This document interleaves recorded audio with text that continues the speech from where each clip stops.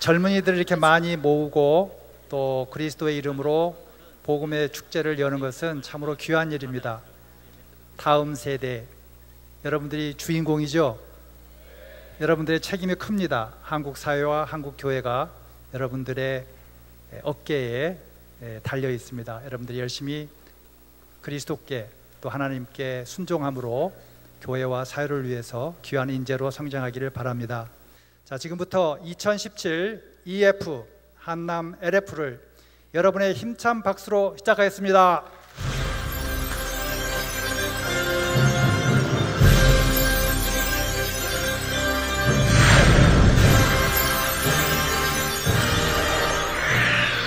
네, 고맙습니다. 그럼 2017 EF 복음축제 한남 LF 러브 페스티벌 W 토크 콘서트를 축하하기 위한 축하 무대부터 시작합니다. 디 엔젤 여러분 큰 박수로 맞이해 주세요.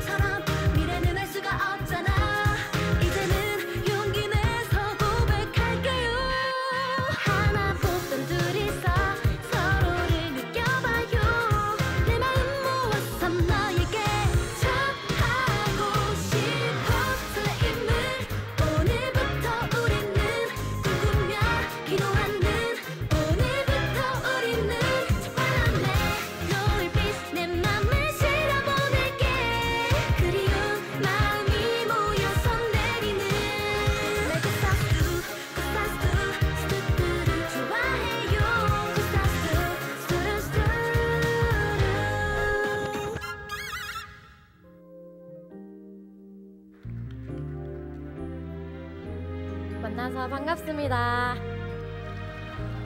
우리 같이 함께 노래합시다. 난 행복합니다. 내 소중한 사람 그대가 있어 세상이 더 아름답죠. 난 행복합니다.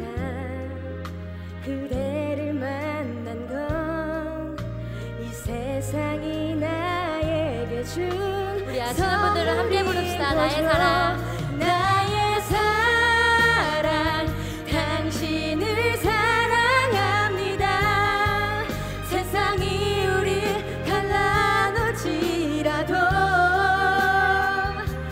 나의 사랑 당신을 사랑합니다.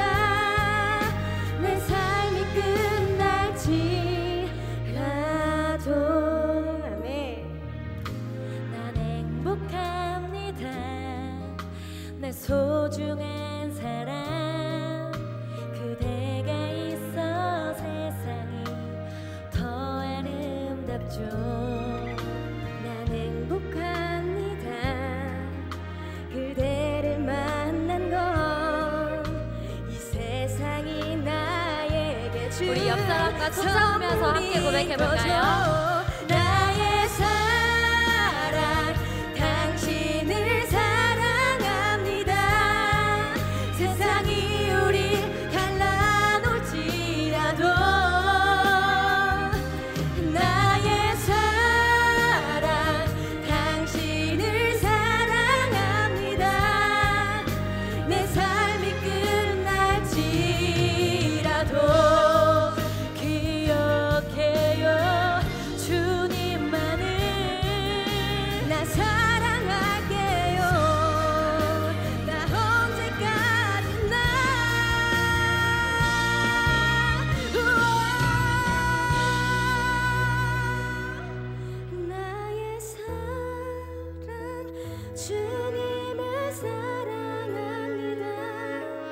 세상이 우릴 갈라놓을지라도 나의 사랑 주님을 사랑합니다. 내 삶이 끝날지라도 우리 다시 한 번 더 주님께 고백합시다. 나의 사랑 주님을 사랑합니다. 내 삶이 끝날지라도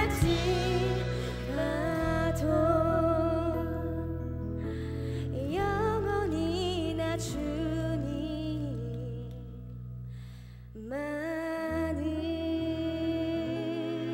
아멘. 네. 감사합니다. 저희는 CCM 그룹 디엔젤이었습니다. 감사합니다. 본격적으로 W 토크 콘서트 시작하겠습니다. 자, 오늘 저 혼자 하는 게 아니고 이야기 손님 모셨어요. 강사님 제가 소개하겠습니다. 대단한 분입니다. 설명해 드릴게요. 우리 오늘 오신 강사님께서는 한 사람의 기독교인으로서 우리 시대 문제를 성경적으로 바라보시고 또 신앙적인 대안을 제시하기 위해 무던히 노력하시는 그런 분이십니다. 시대와 소통하기 위해 많은 강연 또 기고를 통해 여러분을 만나고 있는 그런 분이신데요. 문화 신학자이십니다. 여러분과 행복한 대화 나누실 토크 손님 이문식 목사님 큰 박수로 모시겠습니다.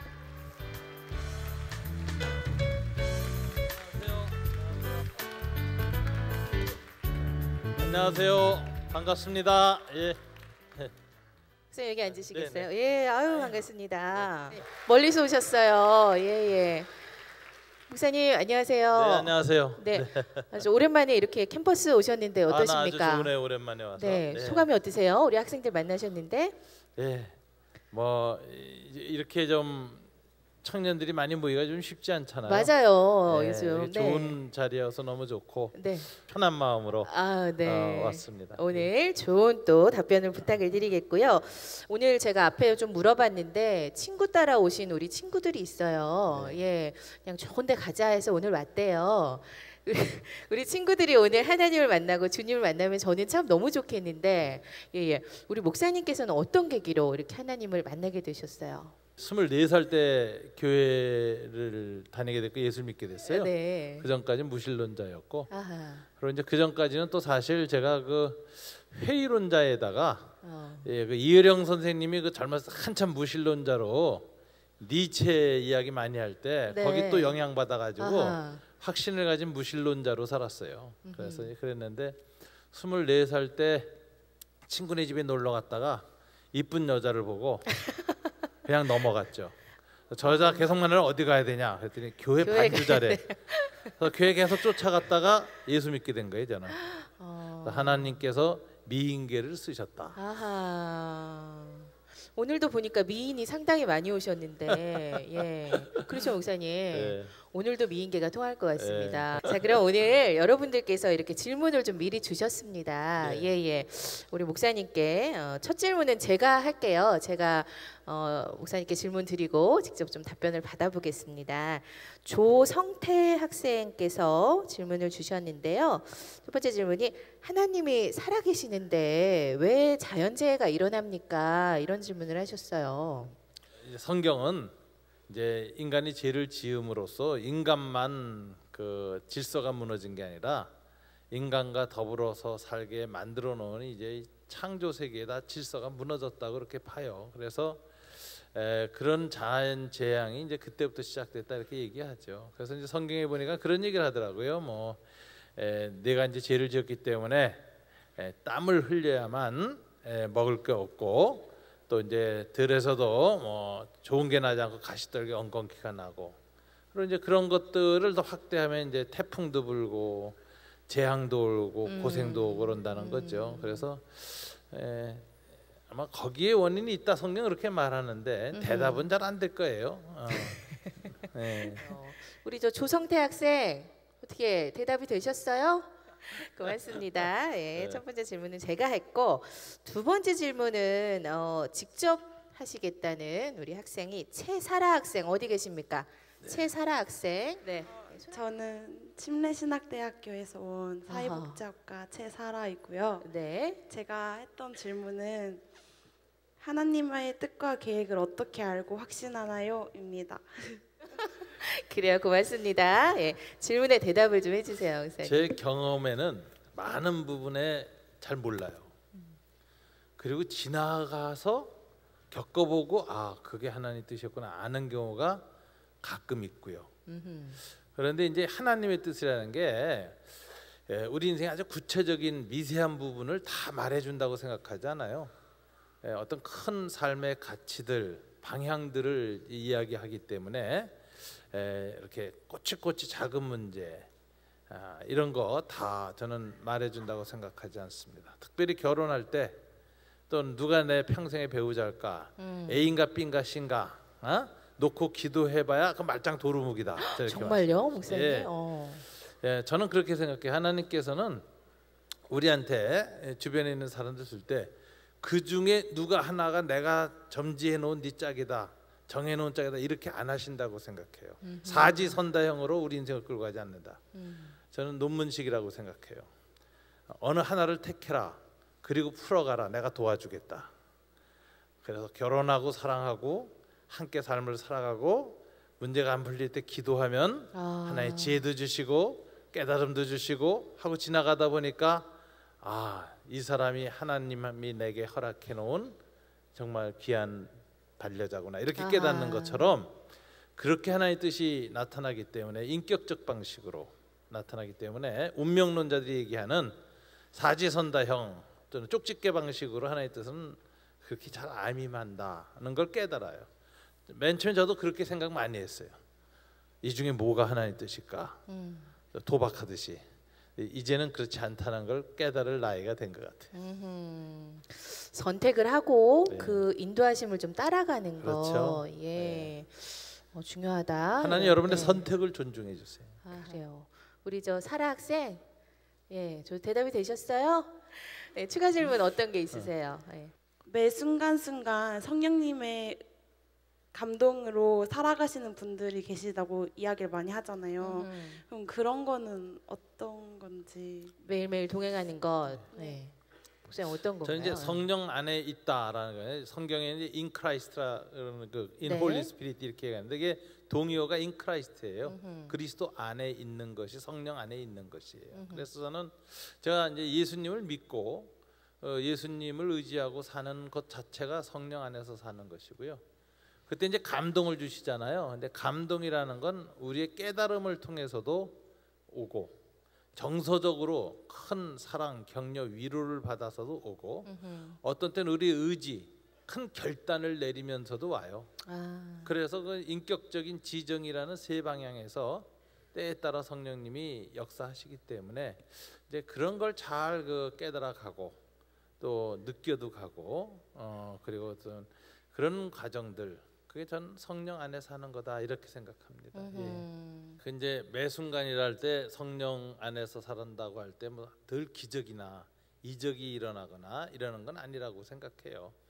이제 애들이 그저 어렸을 때 이제 혼자서 이제 놀다가 가끔 엄마가 있나 없나 궁금해서 척 쳐다보는 경우가 있어요. 맞아요. 그리고 있으면 안심하고 또 놀아요. 맞습니다. 그게 엄마 안에 있는 아이예요.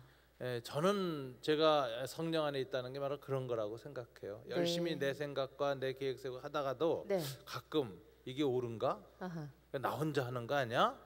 그래서 그분을 한번 쳐다보거나 주님을 한번 쳐다보거나 확인해보고 이렇게 쳐다보는 것 그럴 때 느끼는 어떤 그 무엇 그런 삶 그게 모두가 저는 성령 안에서 살아가는 삶이다 이런 생각을 많이 합니다.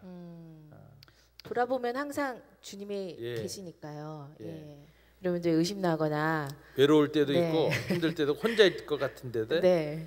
그럴 때도 저 믿음을 가지고 이렇게 그분을 바라보다 보면은 네. 저한테는 기도 중이나 뭐 이런 상황들을 통해서 예배 중에 뭐 누구의 대화 중에 그런 그분의 계시다라는 그 임재 의식, 존재감 같은 걸 느껴요. 네. 그러면 굉장히 평안이 임하죠. 예. 하나님의 평안을 느낄 네. 수 있다. 우리 저 사랑하는 사람은 변심할 수도 있잖아요, 목사님. 뭐 지금이야 정말 천년 사랑할 것 같고 만년 사랑할 것 같고 하지만 사람은 변하잖아요. 하나님 사랑은 안 변하잖아요, 목사님. 늘 곁에 계시니까 그런 부분을 생각하면서 살아가면 어떨까. 목사님 말씀을 들으면서 네. 그런 생각을 또 해보네요. 자, 네 번째 질문은 왜 기독교에서 하나님은 눈에 보이지 않는 것인가요? 그리고 또 내 안에 있다고 얘기하는 것 어떻게 증명할 수 있습니까? 증명하는 방법 뭐가 있나요? 라는 질문을 하셨네요.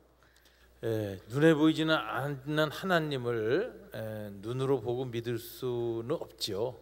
원래 하나님은 눈에 안 보이시는 분이니까 자주 눈에 보이면 그걸 귀신이라 그래요. 자주 나타나면 잡신일수록 자주 나타나니까 하나님은 눈에 안 보이신다. 그렇고요. 두 번째 이제 내 안에 계시는 거 어떻게 느끼느냐 하는데 저는 이제 깨달아서 느끼는 경우도 있고요.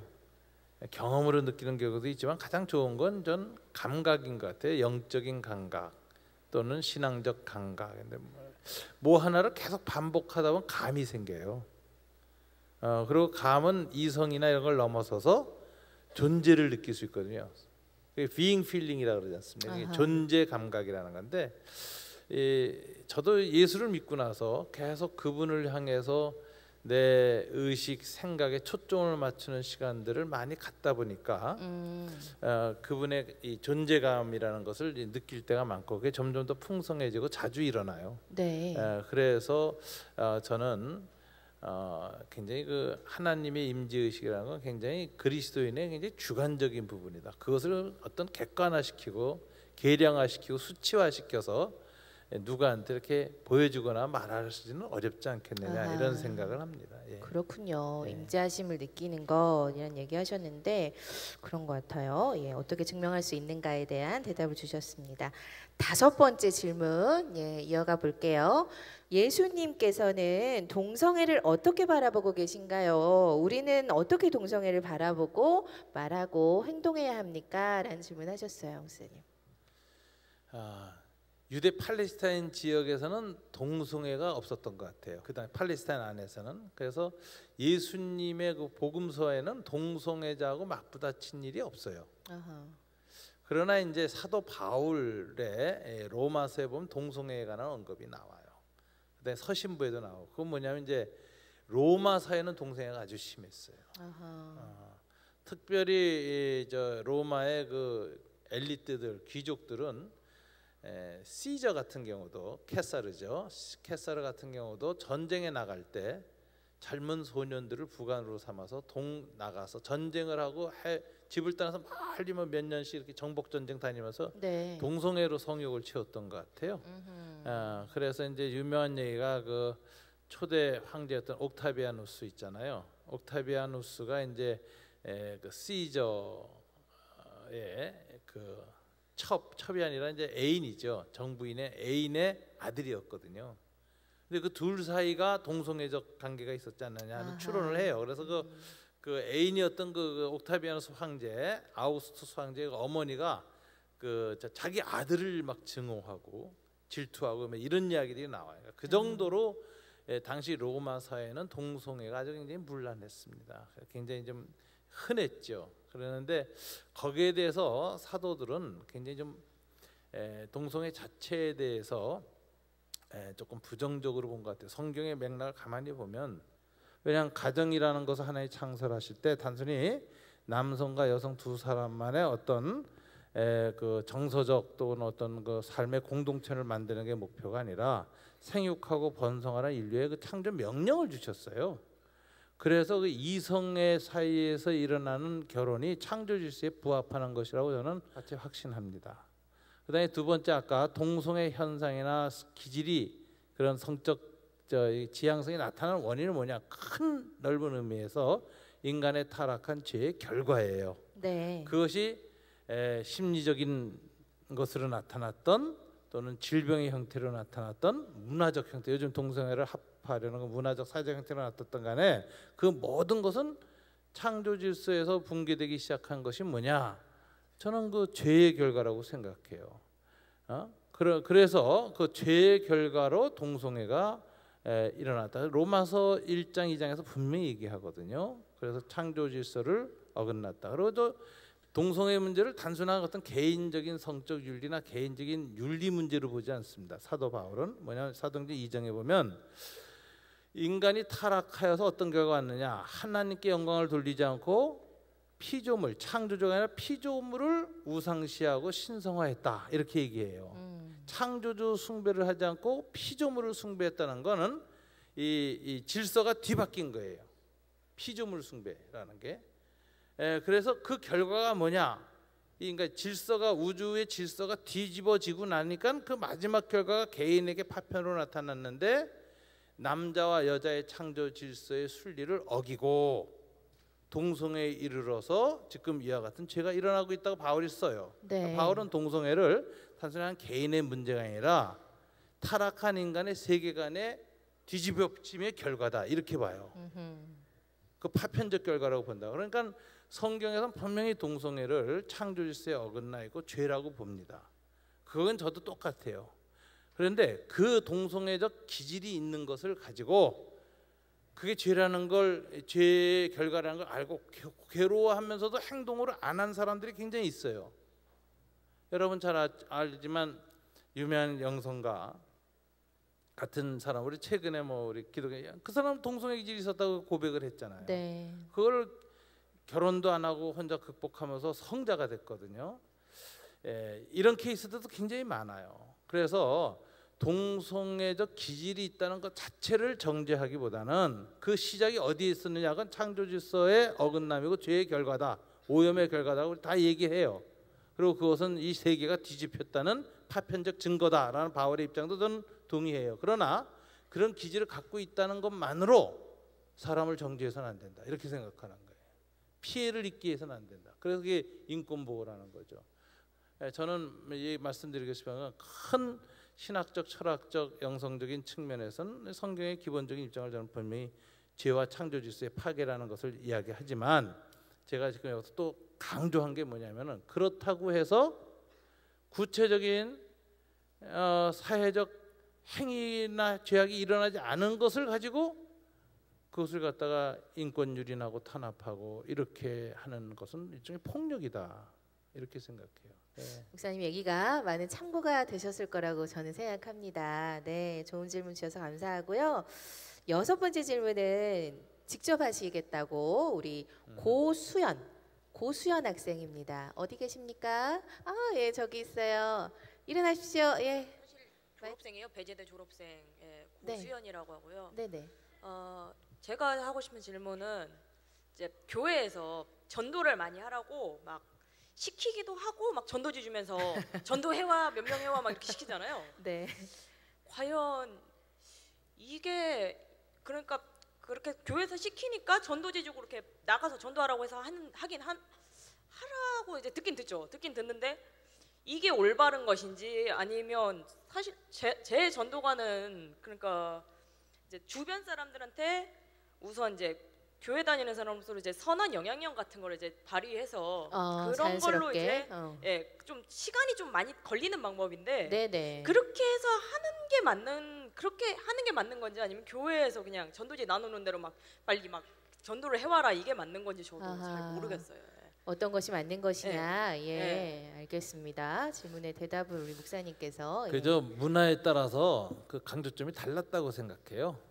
옛날에 이 복음에 대해서 전혀 모르고 났을 때 서양 사람이 선교사로 와가지고 예수 믿으세요 이러면 다 신기하고, 그래 따라다니고, 그죠? 구경하고, 그게 큰 구경거리였고 거부감이 없었어요. 호기심도 있었고, 그래서 또 그 하는 얘기를 듣기도 하고, 네. 사람들이 뭐 이런 일 했는데, 일단 그게 이제 초기에는 그게 좀 가능하다고 생각해요. 근데 이제 두 번째는 상대방의 문화나 사회에 대한 존중감이 있어야 된다고 생각해요. 우리나라에 온 서양 선교사들이 아주 고귀한 신앙에 헌신하는 훌륭한 분들이, 한남대학 하심 선교사님도 그러시고 다. 그런데 와서 얼마나 그 외국에서 그렇게 좋은 조건에서 공부하고 했던 분들이 여기 와서 막 많이 죽고 가족을 희생시키고 애들이 다 죽고 그랬잖아요. 그러니까 굉장히 고귀한 분들이지만, 그러나 그 당시에 그 이 복음주의 계통이나 이 개신교 선교사들이 한 가지는 무식했던 것 같아요. 동양 문화와 사상에 대해서 공부를 못했어요. 그리고 야만이냐 미개하다고 생각한 거예요, 동양을. 근데 동양 세계의 이 정신 세계가 얼마나 깊고 풍요하고 정말 서양이 못 쫓아가는 깊이가 있잖아요. 근데 그걸 선교사들이 몰랐어요. 그래서 굉장히 공격적이고 무식한 방식 혹은 미개인에게 계몽한다는 그 오만한 방식으로 복음을 많이 전했죠. 그러다 보니까 우리 이제 한국 그리스도인들도 그 배운 게 그러다 보니까 모습을 봤으니까 그것을 그대로 더 열정적으로 한 사람이 전도를 잘한다고 생각했고 또 그런 것 때문에 전도가 된 적이 있었어요. 그래서 이제 보통 그렇게 됐는데 요즘은 거부감이 커졌습니다. 그래서 저는 요즘 문화에서는 그냥 그렇게 하지 말고 상대방에 대한 생각과 문화와 전제에 대해서 상당히 존중하는 태도를 갖고 들어주고 이해하고 그들의 반론에 대해서도 아주 그 여유 있게 대하고 그 다음에 말로 이겨서 전도하려고 하면 안 되겠다고 생각해요. 그때 네. 일종의 언어 폭력이 돼요. 네네. 그래서 그렇게 하지 말고 매력적인 사람이 되는 게 중요하다고. 너무 중요한 것 같아요. 네. 매력적인 사람. 그래서 그 영혼과 말과 행하는 게 너무 그 매력적이고 끌려서 그 사람하고 가까이 하고 싶고 더 머물고 싶고 대화하고 싶고 교제하고 싶고 이런 마음이 들었는데 저 사람의 그 매력이 어디에서 오는 걸까 이렇게 지켜보게 되잖아요. 사람한테 끌리면 저 사람의 매력이 뭔가, 저 인품, 자세, 태도, 삶을 바라보는 시각, 위기와 고통을 극복해 나가는 그런 모습들이 감동을 줘요. 근데 그거 가만히 보니까 저 안에 저 사람은 나와는 다른 신앙이 있고 예수님이 있다. 이제 그럴 때 마음의 문을 열고 복음이 전파되는 거 아니냐. 그래서 이제 그런 방식이 요즘에는 훨씬 더 효과적이지 이렇게 공격적이고 무례한 기독교라는 느낌을 주는 전도 방식은 오히려 이제 저항이 크고 폐해도 크다. 저는 그렇게 생각해요. 진짜 매력적인 사람이 돼서 예. 좀 나를 통해서 우리 하나님을 알릴 수 있는 예. 그런 계기가 되면 좋겠습니다. 뭐 옛날에는 그런 말 많았잖아요, 목사님. 뭐 우리 전도 왕들이 많으셨었어요. 예, 그런 타이틀을 갖고 근데 계신 분들 교회가 많았는데, 네. 전도를 경쟁을 시키면 안 된단 말이에요. 어허. 지금 경쟁과 비교라는 게 이 시대의 가장 인간성을 무너뜨리는 시대 정신이라서 사람들이 무너져가고 있는데 교회에서 전도마저도 그런 비교와 성장과 성공이라고 하는 옛 패러다임이죠. 그런 가치에 의해서 전도를 강조하면은 글쎄요 폐해가 더 크지 않을까? 저는 그렇게 생각해요. 그렇군요. 네. 자연스럽게 하나님이 스며들 수 있도록 네. 그런 지혜로운 전도 방법 여러분도 한번 개발해 보셨으면 좋겠고요.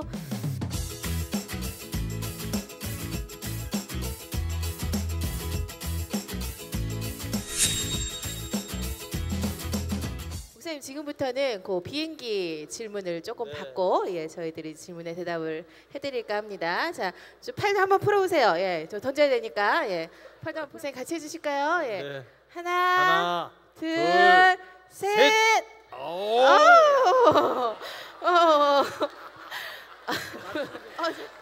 네. 네. 비행기를 접을 줄 아는 분들이 많으시네. 저는 여기만 오면 된다고 했거든요. 그래요. 여러분의 높은 참여 정말 감사를 드리면서 아주 좋은 행사인데. 좋습니다. 아직도 던지고 있어요. 자, 그만하시고 네. 여기까지 받고 저희들이 몇 가지 질문 선택해서 답을 드리겠습니다. 목사님, 저 무슨 색깔 좋아하십니까? 요거 나한테 부닥친 거예요. 날 나와서 누가 던졌는데. 정말요, 목사님? 예. 그래요? 요거 어떤 분께서 우리 목사님께 달리신 읽어보겠습니다. 근데 이름들은 다 안 써주셨어요. 이름들은 안 쓰셨는데 질문만 있으면 있겠습니다. 좀 자극적인 게 왔네요, 목사님. 술도 먹고 싶은데 하나님도 믿고 싶습니다. 술이 나쁜 건가요? 라고 물어보셨습니다. 술 먹고 싶은데 하나님 믿고 싶다고. 술도 종류가 많은데 네. 와인은 하나님이 만드셨죠. 예수님도 잡수셨고. 제가 젊었을 때 목회를 할 때 저는 이 야학, 구로동에서 야학을 하고 또 그 이 운동권 학생들하고 함께 그 공단 사역을 했었어요. 근데 한 학생 한 젊은이는 늘 술만 먹으면 교회 와서 기도해.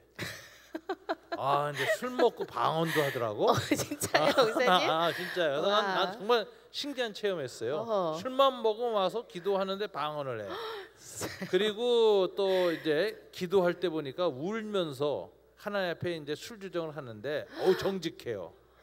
자기네의 갈등을 다 쏟아놔. 취중 진담이니까요. 난 그때 전 굉장한 걸 깨달았어요. 하나님 왜 이런 사람들을 만나게 하셨을까 할 때 술 먹었다 안 먹었다를 기독교인의 판단의 기준으로 삼지는 말자. 아하. 그리고 술을 오죽하면 먹었겠나.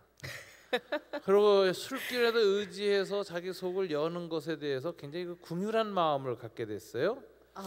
그런데 이제 그래서 저는 그런 점에 대해서는 조금 너그럽게 대하는 편이에요. 그러나 술이 중독되고 나면 아주 자기를 파괴시키고 가족을 파괴시키고 맞습니다. 사회에 굉장한 그 불행을 만들더라고요. 그래서 성경은 술 마시지 말라라는 말보다 술 취하지 말라는 게 훨씬 강조돼 있어요. 그러니까 이게 굉장한 술에 대한 절제력이 있는 사람들은 뭐 조금 먹는 큰 문제가 있을까 저는 그렇게 생각하는데 한국의 술 문화는 왜 선교사들이 금지했는가?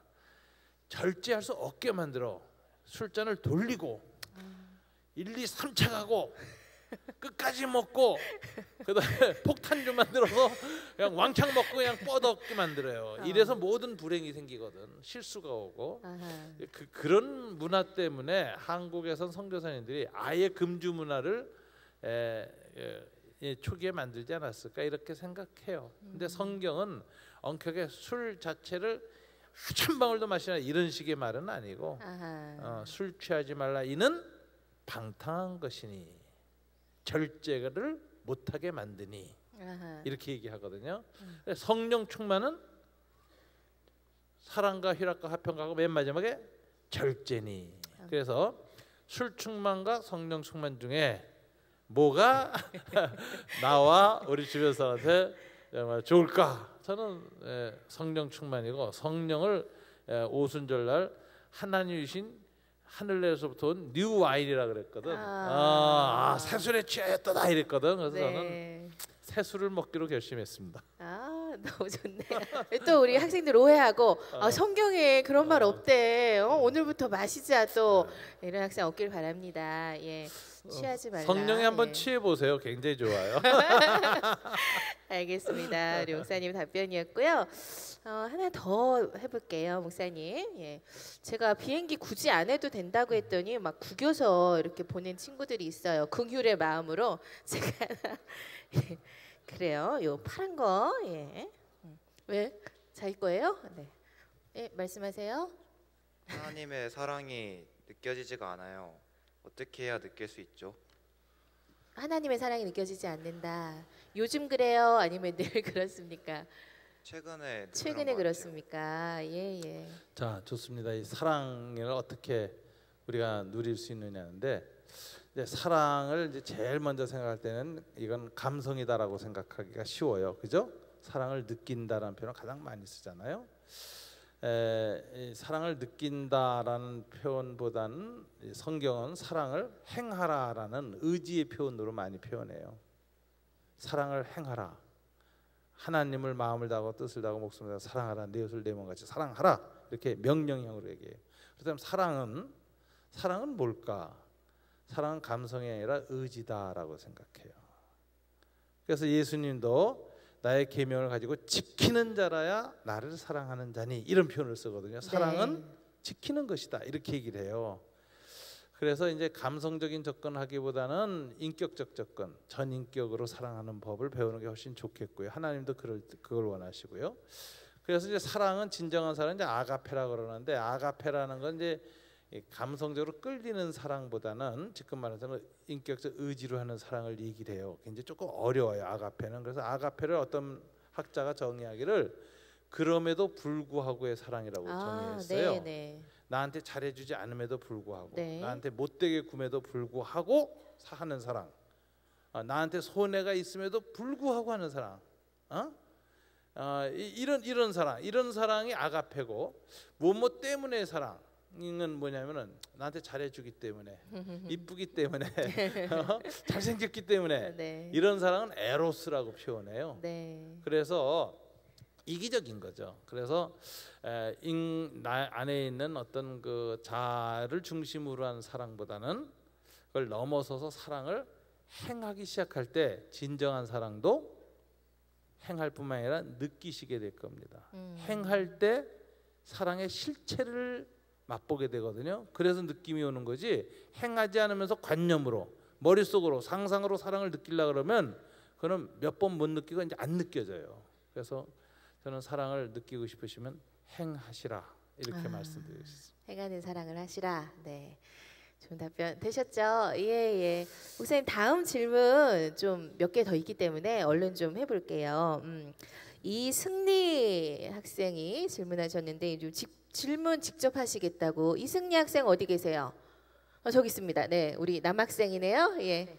하나님의 기도를 잘 받는 방법이 뭔지 궁금했어요. 기도 응답을 잘 네네네. 받는 방법이 무엇일까요? 네, 네.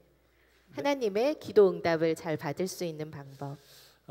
아까 말씀드렸던 나의 계명을 가지고 지키는 자라야 나를 사랑하는 자니 내 아버지께 사랑을 받을 것이요 나도 그를 사랑하여 나를 나타내리라 그랬거든요. 예수님이 우리의 그 기도에 대해서 나타내는 것, 그게 이제 응답이죠. 그래서 기도 응답을 가장 잘 받는 방법은 첫째, 내가 이미 깨닫고 그리고 동의한 하나님의 말씀에 순종하는 것, 말씀을 지키는 겁니다. 그럼 이제 기도 응답은 어떻게 오느냐? 저는 인격적으로 온다고 봐요. 그래서 이제 기적과 이사로도 와요. 그런데 그건 초신자일 때나 아주 위기에 있을 때 그렇게 하나님이 강력하게 체험하고 응답을 하시지만, 네. 일상적으로는 이제 인격적으로 오는데 지정의라는 세 측면으로 온다고 생각해요. 그래서 이제 기도하다 보면 그 기도에 대해서 하나님의 뜻, 하나님의 생각이 번쩍 떠오르면서 깨달아지면서 지적으로 깨달아지면서 응답을 딱 하나님의 뜻이구나 하고 받는 경우가 있고요. 네. 두 번째는 정서적으로는 큰 평안이 임하죠. 이 모든 일에 염려와 근심을 하지 말고 너희 하나님께 감사함으로 구하라. 그래야 모든 지각에 뛰어나신 하나님의 평강이 너의 마음과 생각을 지키시리라. 그러니까 이 염려와 불안이 들어오는 마음의 두 통로가 마음과 생각이거든요. 그래서 이 생각하는 부분에서 염려가 많이 오고 마음, 무의식에서 많이 들어오는데 이 두 통로를 하나님이 지킨다 그래서 평강이. 그러니까 기도 응답을 받으면 이상하게 평안이 와요. 찬송이 나오고 초조함이 사라지고 이제 정말 근심이 사라지고 아주 그 묘한 그 상태. 이게 그래서 정서적으로 저는 평안을 누리는 것이 하나의 응답을, 기도 응답을 확인하는 방식이고, 이제 세 번째는 죄에 대해서 저항하고 그 죄를 끊어버리고 새로운 방향으로 가는 거룩한 의지가 생겨요. 하나님 큰 결심을 하게 해주고 또 무너져도 다시 하게 해줘요. 네. 작심삼일이라고 해봤자 3일 만에 또 무너질 걸 알았는데도 그걸 다시 결심할 수 있는 힘을 주신다고. 그래서 이걸 반복해서 거룩한 의지가 발생하다 보면 근육 누는 것처럼 처음에는 1kg만 들었다가 2kg 들다가 3kg 들다가 처음에는 3일 가다가 4일 가다가 5일 버티다가 강력한 근육이 생겨서 죄에 대해서 극복해 나갈 수 있는 이제 힘이 생긴다. 전 그렇게 생각해요. 그게 거룩이다. 그게 하나의 응답이다 이렇게 생각합니다. 예. 네, 기도 응답을 잘 받는 방법에 대한 답을 주셨습니다. 자, 다음 질문도요, 목사님. 이거 좀 질문이 길어요. 그래서 조금 줄여서 질문을 드리면 노아의 방주에 대한 이런 의문을 주셨는데요. 제가 그 질문 아까 봤어요. 보셨어요? 핵심이거든요. 네. 우리의 믿음을 과학적 증거를 가지고 입증할 수 있느냐 이런 얘기예요. 네. 노아 방주 뭐 이런 예를 들면서 그게 과학적으로 도대체 맞는 얘기냐 이렇게 해서 그런 걸 가지고 뭐 하나님 성경이 맞다고 얘기하는데 그게 옳은 얘기냐 뭐 이런 얘기예요. 근데 이제 요거는 굉장히 중요한 질문이고 또 신학적 철학적으로 굉장한 전환이 된 여러분들한테 꼭 제가 말씀드리고 싶은 내용 중에 하나였어요. 네네. 자, 뭐냐면 우리는 18세기 이후에 진리란 무엇인가에 대해서 이런 전제를 갖게 됐어요. 18세기 이후에 이 자연과학적 사고의 결과인데 히스토리컬 팩트, 역사적 사실이어야만 진리다라고 생각했어요. 그래서 이걸 진리와 사실의 등가 법칙이라 그래요. 그래서 진리이려면 육하 원칙에 딱 맞아 떨어져야 된다. 언제 어디서 누가 무엇을 어떻게 왜 정확하게 그래야 진리다라고 생각해요. 객관적 진리다. 근데 이 생각은 18세기 이후에 지난 200년간의 인간들만 가졌던 사고방식이었어요. 네. 16세기 이전에는 진리는 객관성하고 상관없었어요. 객관성이 아니어도 진리는 의미가 있고 가치가 있었어요. 그래서 우리가 너무 이렇게 이제 현대 과학에 성경이 맞느냐, 맞는다면 내가 믿겠지만 안 맞으면 난 못 믿겠다, 이런 것이 18세기 이후의 사고 방식이라는 거예요. 네. 그 전에는 육하 원칙에 상관없이 그 의미가 아주 중요한 의미가 있고 가치가 있으면 진리라 그랬어요. 그래서 의미 중심의 진리였어요. 그래서 사복음서 같은 데 보면 여러분 혹시 저는 교회 처음 나왔을 때 굉장히 이상했어요. 사복음서 보면 예수님에 대한 기록이 다 달라. 어떤 때는 5병이어고 어떤 때는 7병이어야 뭐가 맞는 거야 이거? 불화냐? 왜 이렇게 틀려? 전 그렇게 생각했어요. 그래서 제가 그때 성경 공부할 때 스스로 쪽복음이라고 했었어요. 마태마가. 그 본문을 다 잘라가지고 붙여놓고 대조했어요 저는. 맞나? 네. 왜 이게 틀릴까? 예. 그리고 두 번째는 의심이 생겨서 제가 성서 고고학을 공부했어요. 고고학 증거하고 맞나? 이제 그러면서 이제 느낀 게 있어요. 아하, 이런 것은 내 집착이었구나. 현대 근대적 사고 방식의 집착이었다. 마테마가 누가 같은 요한 이 제자들은요, 진리는 객관적 사실을 입증하는 게 아니었고 변하지 않는 어떤 가치, 내 삶을 바꾸는 어떤 가치와 의미가 진리라고 생각했어요. 그래서 예수님의 생애를 기록할 때 육하 원칙으로 딱 맞게 기록하는 것을 그렇게 중요시 여기지 않았습니다. 그래서 이런 식으로 기록해서 내게 의미가 있는 사건을 강조해서 기록해요. 네. 똑같이 아침밥 먹었어도 된장찌개가 맛있으면 일기에 된장찌개하고 먹었다 이렇게 써요. 네. 어떤 사람은 오징어 볶음하고 먹었다 이렇게 써요. 네. 그럼 둘 다 밥 안 먹은 거예요? 먹었죠. 먹었죠. 그런 식으로 썼다는 거죠. 그래서 육하 원칙에 근거한 객관성에 맞지 않더라도 거기에는 진리와 사건과 사실이 있었다고 보는 거예요. 그래서 저는 그래서 18세기 이후에 근대 자연과학적 사고를 가진 사람들의 이 완벽주의적 집착 전 벗어났어요. 너무 귀해요. 좋아요. 하나님 말씀이다. 예, 이렇게 생각하고 진리는 그래서 말씀. 과학적 증거에 의해서 입증되지 않습니다. 네, 질문 드리겠습니다. 세상이 너무 악한 것 같아서 미련이 없습니다.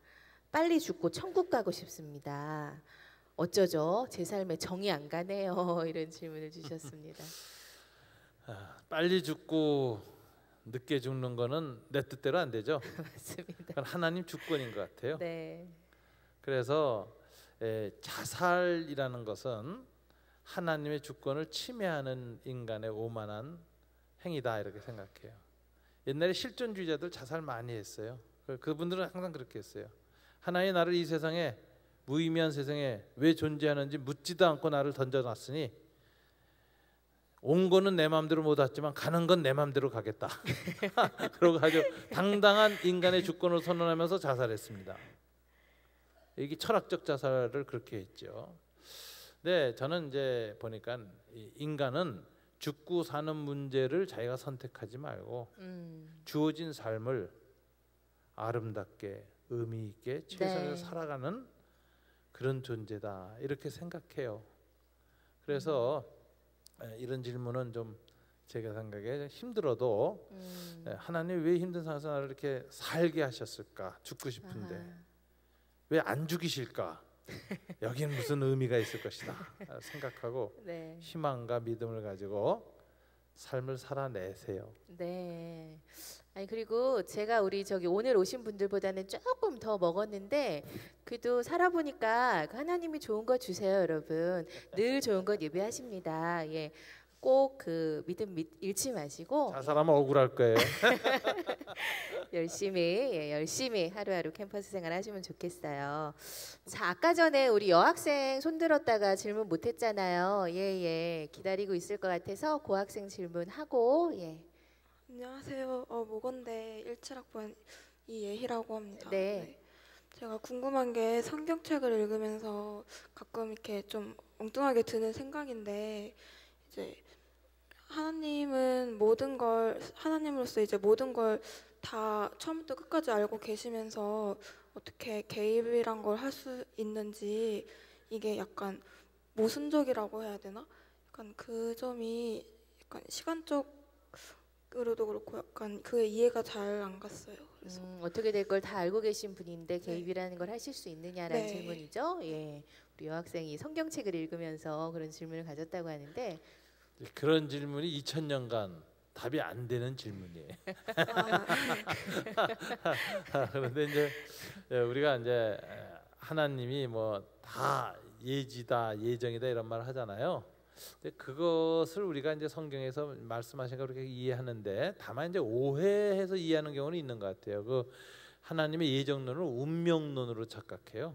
그래서 내가 아무리 인격적으로 애를 써도 정해진 운명대로 간다. 동양 운명론하고 비슷하게 생각하는데 그거는 잘못인 것 같아요. 그래서 하나님의 예지와 동양 운명론이 뭐가 다르냐? 하나님은 예지하고 예정하셨는데 그 뜻을 이루실 때 우리의 자유인격을 염두에 두고 성취하십니다. 그래서 저와 여러분 로봇으로 사용하지 않아요. 그래서 여러분들이 생각하고 판단하고 여러분이 자유의지로 결정하는 것까지도 네. 다 하나님이 예지 예정하셔서 하나님의 뜻을 이루기 때문에 예지 예정을 이렇게 머릿속에 잘 모르는 사람들 그런 사람들은 내 결단으로 일을 한다 그러잖아요. 네. 그럼에도 불구하고 하나님의 뜻이 이루어진다는 것을 저는 믿어요. 다만 저는 성경을 써서 알았기 때문에 그것까지 인정하는 것이고 그분들은 그걸 인정 안 하기 때문에 그냥 자기 생각과 결정으로 인생의 운명을 개척한다 이렇게 살고 사는 거죠. 저는 나만 믿는다. 예. 그게 다 예정론 안에 들어가 있다. 그래서 우리가 운명론으로 해석하지는 마시라 이렇게 말씀드리고 싶어요. 그래요.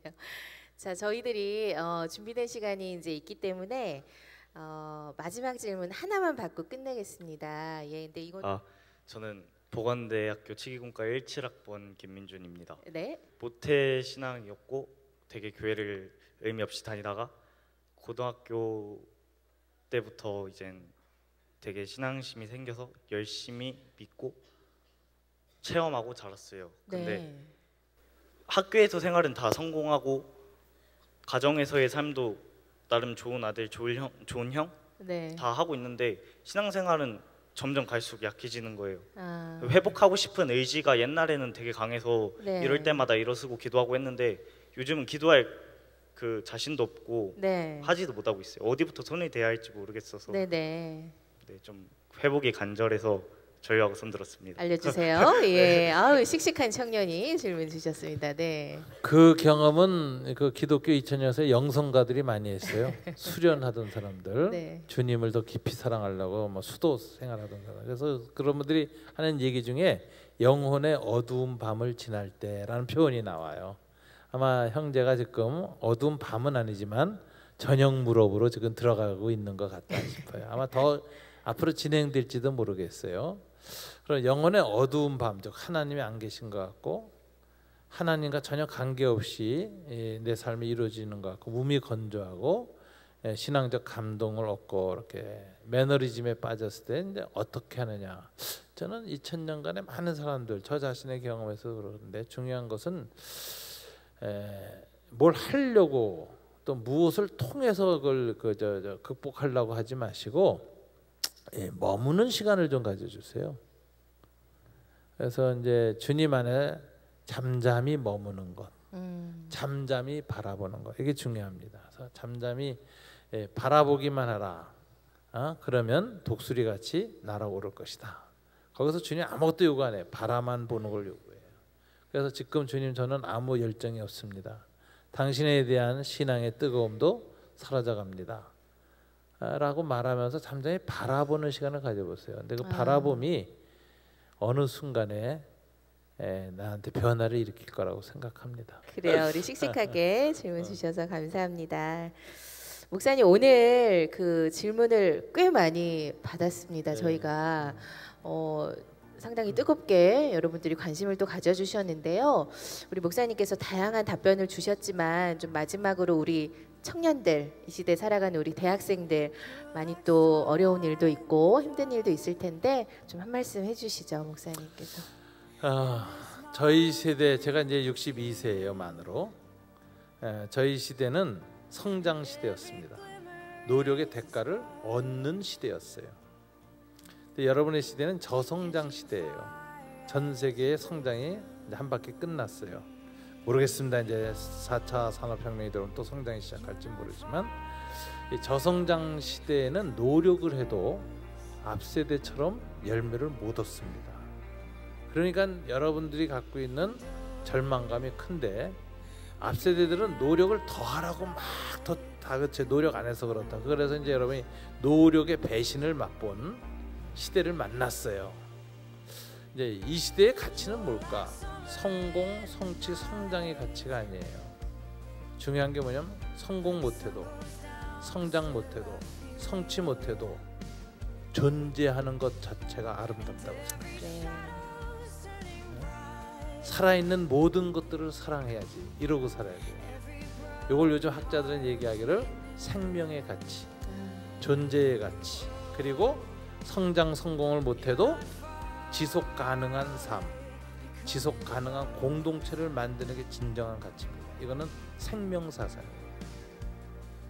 예수님이 주신 생명, 하나님이 창조세계에 보여준 생명의 존재 자체를 성공, 성장, 성취 못해도 존재 자체를 사랑하는 법을 배우고 그렇게 살아가는 것이 하나님 앞에 살아가는 시대적 과제다, 이런 생각이 들어요.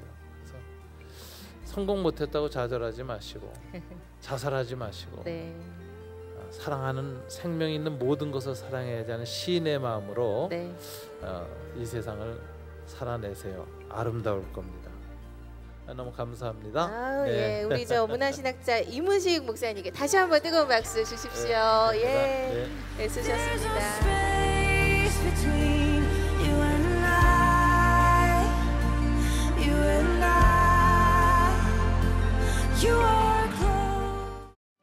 이 프로그램은 시테스 방송가족의 사랑과 후원으로 제작되었습니다.